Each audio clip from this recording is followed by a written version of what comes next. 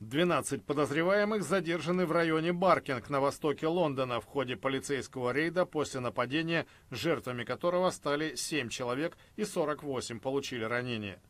Поздно вечером в субботу трое мужчин совершили наезд на пешеходов на мосту Лондон-Бридж, а затем набросились с ножами на посетителей баров и ресторанов в районе рынка Боро-Маркет. 4 стражей порядка получили ранения, один из них тяжелые, но не опасные для жизни. Фотограф Габриэле Скьотто сделал снимок трупа, как полагают, одного из боевиков. На нем виден предмет, похожий на пояс смертника, оказавшийся муляжом. Премьер-министр Тереза Мэй назвала нападение террористическим актом и выразила глубокие соболезнования близким и друзьям погибших. По ее словам, атаки последних месяцев не связаны друг с другом, но их объединяет извращенная и злобная идеология исламского экстремизма, не признающая западные ценности. Победить ее только военным путем нельзя, но пора сказать «хватит».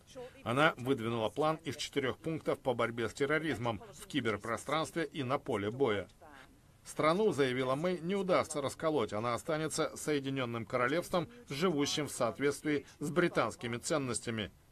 Ведущие политические партии, добавила лидер консерваторов, приостановили в воскресенье избирательную кампанию.